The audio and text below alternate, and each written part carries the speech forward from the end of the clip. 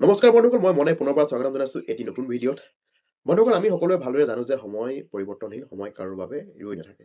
আৰু আটাইতকৈ ডাঙৰ কথাটো হ'ল যে সময়ৰ পৰিৱৰ্তনৰ লগে লগে আমি নিজেই নিজক কিমান ডেভেলপমেণ্ট কৰিছো, কিমান গ্ৰ'থ কৰিব পাৰিছো, বা নিজৰ যিখিনি বেয়া অভ্যাস আছে সেইখিনি আমি কিমান সলনি কৰিব পাৰিছো, এইটো আটাইতকৈ এটা ডাঙৰ প্ৰশ্ন হয়। আৰু যিসকলে সময়ৰ পৰিৱৰ্তনৰ লগে লগে নিজক নিজে আপগ্ৰেড কৰিছে, নিজৰ বেয়া অভ্যাসবোৰ সলনি কৰিছে, তেওঁলোকে জীৱনত আগবাঢ়ি গৈছে, উন্নতি কৰিছে। কিন্তু যিসকলে সময়ৰ পৰিৱৰ্তনৰ লগে লগে নিজক আপগ্ৰেড কৰিব পৰা নাই, নিজৰ বেয়া অভ্যাসবোৰ সলনি কৰিব পৰা নাই, তেনেলোকে জীৱনত উন্নতি কৰিব পৰা নাই, জীৱনত আগবাঢ়ি যাব পৰা নাই। আৰু আজি এই ভিডিঅ'টোৰ জৰিয়তে আমি কেইটামান বেয়া অভ্যাসৰ বিষয়ে আলোচনা কৰিম। আৰু এইকেইটা বেয়া অভ্যাস যিজন মানুহৰ ওচৰত আছে, তেওঁ এই 2025 চনৰ ডিচেম্বৰ মাহত ত্যাগ দিব লাগিব। আৰু নহ'লে তেওঁ আগন্তুক 2026 চনতো তেওঁ জীৱনত একো কৰিব নোৱাৰিব, বা তেওঁ জীৱনত গ্ৰ'থ কৰিব নোৱাৰিব।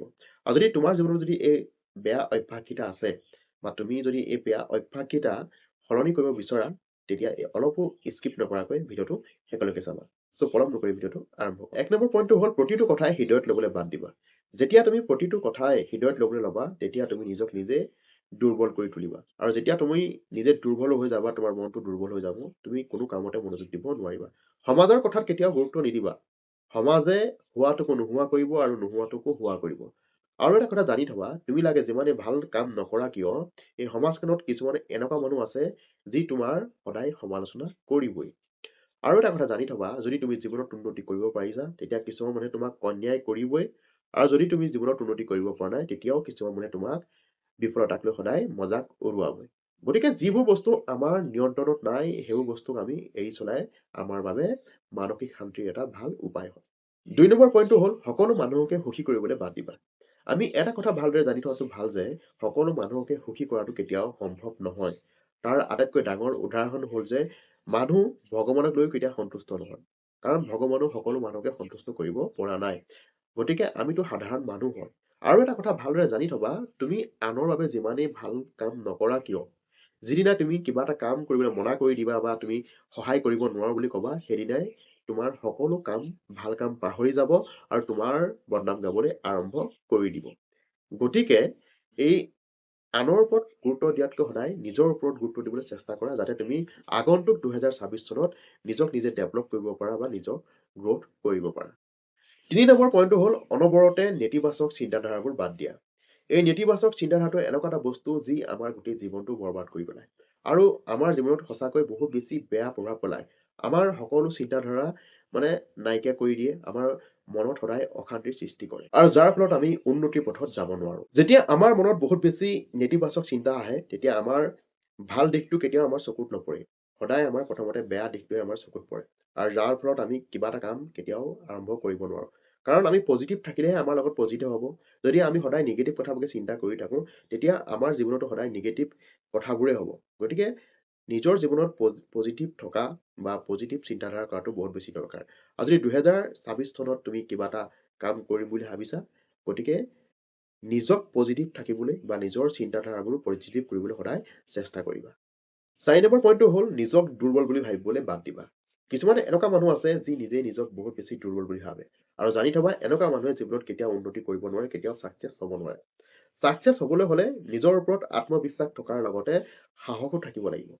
কিবা এটা কাম কৰাৰ সময়ত যদি তুমি ভয় কৰি থাকা যে মই এই কামটোত ছাকচেছ হ'ম নে নহ'ম, বা তোমাৰ নিজৰ ওপৰত বিশ্বাস নাথাকে, তেতিয়া তুমি কেতিয়াও সেই কামটোত আগবাঢ়ি যাব নোৱাৰা, কেতিয়াও উন্নতি কৰিব নোৱাৰা।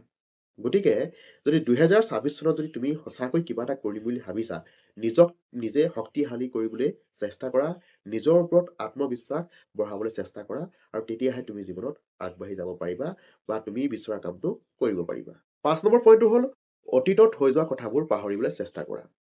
আৰু এটা কথা জানি থবা, এইটো এটা বহুত বেছি ডাঙৰ বেমাৰ হয়। যি মানুহে নিজৰ অতীতৰ কথাবোৰ পাহৰিব নোৱাৰে, তেনে মানুহে জীৱনত কেতিয়াও সুখী হ'ব নোৱাৰে, লগতে জীৱনত কেতিয়াও উন্নতি কৰিব নোৱাৰে। জীৱনত উন্নতি হ'বলৈ হ'লে আমি অতীতক পাহৰি বৰ্তমানত থাকি সদায় ফিউচাৰৰ বাবে আমি প্লেনিং কৰিব লাগিব। মই এইটো কথা কোৱা নাই যে অতীতত অকল তোমাৰ প্ৰেম কাহিনী আছে, হয়তো অতীতত এনেকুৱা কিছুমান ঘটনা ঘটিব পাৰে। ধৰি লোৱা তুমি কিবা এটা ব্যৱসায় আৰম্ভ কৰিছিলা, এই ব্যৱসায়টো তুমি ছাকচেছ হ'ব নোৱাৰিলা, কিবা সমস্যাৰ কাৰণে তুমি সেই কামটোত সফল হ'ব নোৱাৰিলা, যাৰ ফলত তুমি সেই কথাখিনিকে সদায় মনত লৈ ভাবি থাকা। গতিকে এই এনেকুৱা ধৰণৰ কথা কিছুমান তুমি মনৰ পৰা উলিয়াই দিবলৈ চেষ্টা কৰা। অতীতত হৈ যোৱা কথাবোৰ পাহৰি তোমাৰ নতুনকৈ কিবা এটা আৰম্ভ কৰা, ৰিষ্টাৰ্ট কৰাটো বহুত বেছি দৰকাৰ। গতিকে 2025 চনৰ ডিচেম্বৰ মাহতে অতীতৰ কথাবোৰ পাহৰি 2026 জানুৱাৰী মাহত তুমি নতুনকৈ এটা ৰিষ্টাৰ্ট কৰিবলৈ আৰম্ভ কৰা, যাতে তুমি আহিবলগীয়া সময়ত সেই কামটোত গ্ৰথ কৰিব পাৰা বা তুমি উন্নতি পথত আগুৱাই যাব পাৰা। 6 নম্বৰ পইণ্টটো হ'ল সময়ৰ সৎব্যৱহাৰ কৰিবলৈ আৰম্ভ কৰা। আমি সকলোৱে ভালদৰে জানো যে সময় বহুত বেছি মূল্যৱান, কাৰণ সময় এবাৰ যোৱাৰ পাছত তাক পুনৰ ঘূৰাই অনাটো একেবাৰে অসম্ভৱ কথা।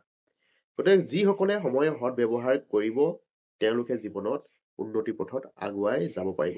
লাগে সেয়া পঢ়া শুনাৰ ক্ষেত্ৰতে হওক, লাগে তোমাৰ বিজনেছৰ ক্ষেত্ৰতে হওক, বা লাগে তুমি ছ'চিয়েল মিডিয়াত কাম কৰি আছা, যিকোনো ক্ষেত্ৰতে যদি সময়ৰ সৎব্যৱহাৰ কৰিব পাৰা তেতিয়াহে তুমি জীৱনত গ্ৰথ কৰিব পাৰিবা। কিন্তু আজিকালি সময়ত মানুহে সময়ৰ ভেলুটো বুজি নাপায়।